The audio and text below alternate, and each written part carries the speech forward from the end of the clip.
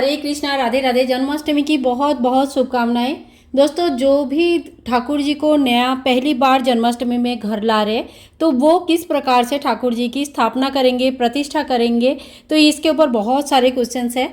तो चलिए आज हम देख लेते हैं कि जब ठाकुर जी नया नया घर पर आते हैं तो उनकी प्राण प्रतिष्ठा करने के लिए क्या क्या सामग्री लगेगी।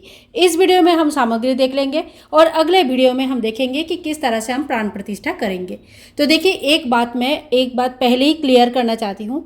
अगर आप लोगों ने पहले ही ठाकुर जी लेके रखे हैं और उनकी प्राण प्रतिष्ठा नहीं किया, परंतु उनकी पूजा अर्चना भोग इत्यादि डेली कर रहे हैं, तो फिर उनके अलग से प्राण प्रतिष्ठा करने की कोई आवश्यकता नहीं है और ना ही इस बाद में प्राण प्रतिष्ठा होता है।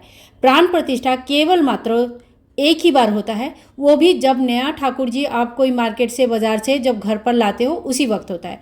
पूजा शुरू होने के बाद, एक बार अपना डेली पूजा शुरू करने के बाद प्राण प्रतिष्ठा नहीं होती है। ये बहुत कन्फ्यूज़न है, बहुत लोग बार बार पूछते हैं, इसलिए पहले ही बता दे रही हूँ।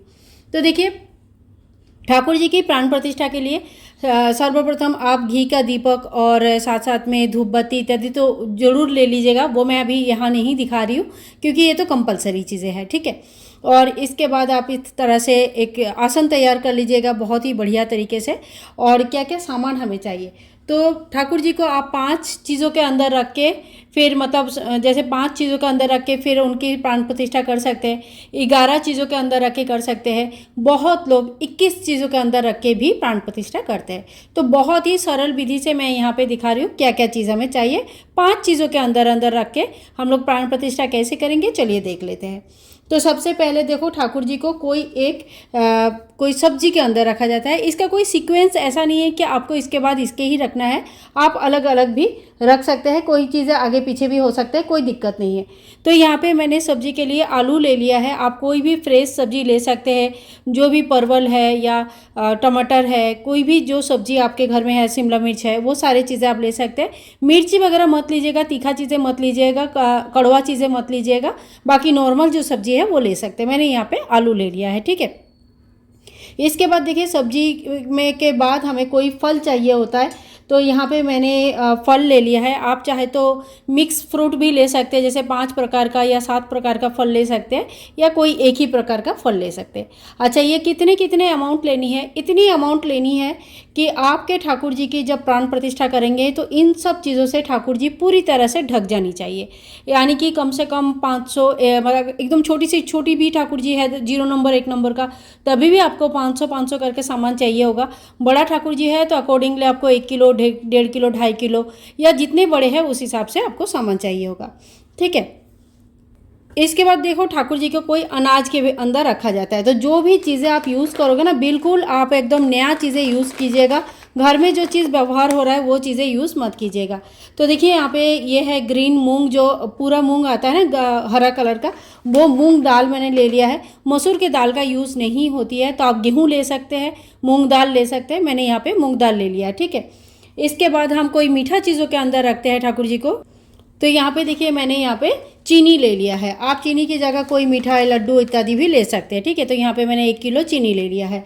और इसके बाद लास्ट में ठाकुर जी को रखेंगे फूलों के अंदर। तो आप जितने भी फूल आपके पास है, पीला कलर का है, सफ़ेद कलर का है, जो भी फूल आपके पास है वो फूल ले लीजिए। तो देखिए, यहाँ पे हमारा टोटल 5 चीज़ें हो गया है। सब्जी हो गया है, अनाज हो गया है, फूल हो गया है, मीठा हो गया है और फल हो गया है। इसके अलावा देखो, आप कोई जल के अंदर भी ठाकुर जी को रखते हैं, सज्जा में, मतलब बिस्तर बना के बिस्तर में भी सुला के रखते हैं, बहुत तरह का चीज़ों में रखते हैं अलग अलग। लेकिन ये एकदम सरल मैं आपको बता रही हूँ।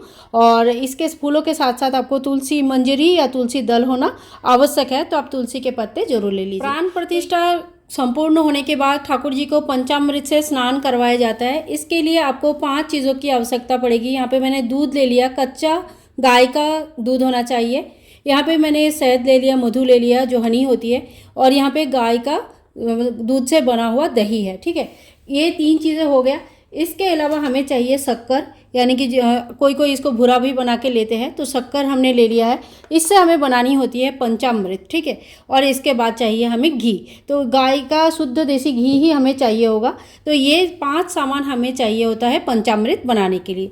पंचामृत से भगवान को अच्छी तरह से स्नान करवाया जाता है, फिर ठाकुर जी को नया वस्त्र धारण करवाया जाता है और उसके बाद उनको जो भी उनके गहने या आभूषण वगैरह आप लेके आए हैं वो पहनाए जाते हैं, फिर उनको विराजमान किया जाता है।